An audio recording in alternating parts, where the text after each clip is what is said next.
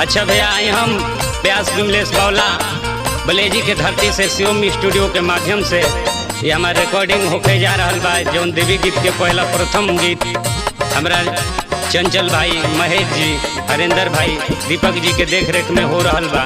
हमरा आशा न पूर्ण विश्वास बा कि रउआ सबके एल्बम जरूर पसंद आई। चढ़ते कुंवार सयाइल नवरात, चढ़ते कुंवार सयाइल नवरात,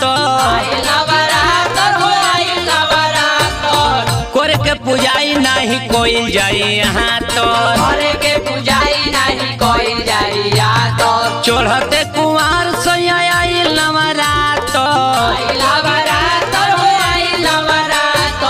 कोरे के पुजाई नहीं कोई जाई यहाँ तो, कोरे के पुजाई नहीं कोई जाई यहाँ तो। सुके से बतकी एक बार पुकारवा, माई आ जाई तू हमरो दुआरवा, माई हो तनी आई जाई तू, माई हो तनी आई जाई तू, माई हो तनी आई जाई तू, माई हो तनी आई जाई।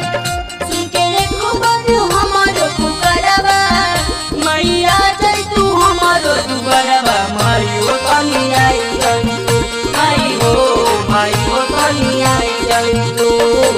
करे के पुजाई नहीं कोई जाई यहाँ तो, करे के पुजाई नहीं कोई जाई यहाँ तो। जाई के बाजार से कलश ले आई दो, कलश ले आई दो, कलश ले आई दो, निमिया के तोरी राजा झूलू लगाई दो, लुहा लगाई दो, लुहा लगाई दो। जाई के बाजार से कलश ले आई दो, निमिया के तोरे राजा झूलू लगाई दो। लाल रे चुनरिया सैया लाई दो ना जाकर, लाल रे चुनरिया सैया लाई दो ना जाकर, करे के पुजाई नहीं कोई जाई यहाँ तोर, करे के पुजाई नहीं कोई जाई यहाँ तो। सुनो में सुनो मोरे भौजी सचनो दरबार लगला, ओ सुनो में सुनो मोरे भौजी सचनो दरबार लगला। करे के पुजाई नहीं कोई जाई यहाँ तो, करे के पुजाई नहीं कोई जाई यहाँ तो। विमलेश दीपक पिया बात न भूलई हो, बात ना भूलई हो, बात ना भूलई हो, छाका लवांगिया हो रे अंदर ले आई हो, ले आई हो, ले आई हो। विमलेश दीपक पिया बात न भूलई हो, छाका लवांगिया हो रे अंदर ले आई हो।